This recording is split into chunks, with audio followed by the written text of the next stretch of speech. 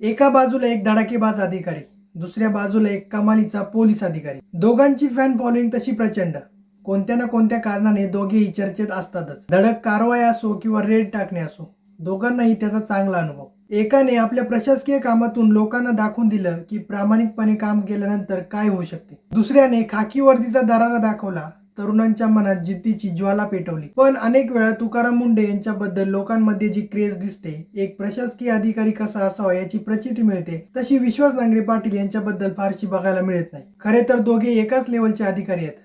एकाकडे कायदा सुव्यवस्था राखण्याची जबाबदारी आहे, तर दुसऱ्याकडे प्रशासन चालवण्याची जबाबदारी. विश्वास नांगरे पाटील यांनीही अनेक कारवाया करून बेकायदेशीर गोष्टींना चाप लावला, पण सध्या त्यांच्यावर सुद्धा टीकेची जोड उठते.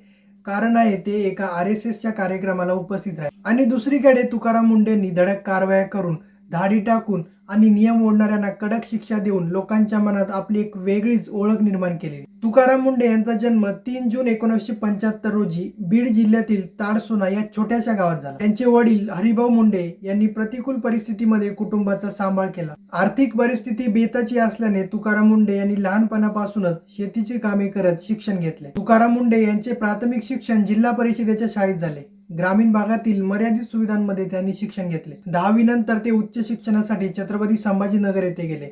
तेथे डॉक्टर बाबासाहेब आंबेडकर मराठवाडा विद्यापीठामध्ये पदवी आणि पदव्युत्तर शिक्षण पूर्ण केले. अभ्यासात हुशार असलेल्या तुकाराम मुंढे यांनी स्पर्धा परीक्षांची तयारी सुरू ठेवली आणि 2004 मध्ये केंद्रीय लोकसेवा आयोगाच्या परीक्षेमध्ये ते उत्तीर्ण झाले. देशात 20वा क्रमांक पटकावत त्यांनी IAS सेवेमध्ये प्रवेश केला. 2005च्या महाराष्ट्र कॅडरचे IAS अधिकारी म्हणून सेवेत दाखल झाल्यानंतर मुंढे यांनी नांदेड, वाशिम, जालना, सोलापूर, नवी मुंबई, नाशिक, नागपूर, पुणे अशा विविध जबाबदाऱ्या सांभाळल्या. सहाय्यक जिल्हाधिकारी, महानगरपालिका आयुक्त, PMPMLचे अध्यक्ष आणि व्यवस्थापकीय संचालक, विविध विभागांचे सचिव अशा अनेक महत्त्वाच्या पदांवर त्यांनी काम केले आहे. त्यांना 2015-16चा राज्य शासनाचा सर्वोत्कृष्ट जिल्हाधिकारी पुरस्कार सुद्धा मिळाला. त्याचबरोबर वॉटरमॅन ऑफ महाराष्ट्र आणि प्रशासनातील उत्कृष्ट कार्यासाठी अनेक पुरस्कारांनी त्यांचा सन्मान झालाय. तुकाराम मुंढे यांच्या कारकिर्दीचे आणखी एक वैशिष्ट्य म्हणजे त्यांच्या झालेल्या वारंवार बदल्या.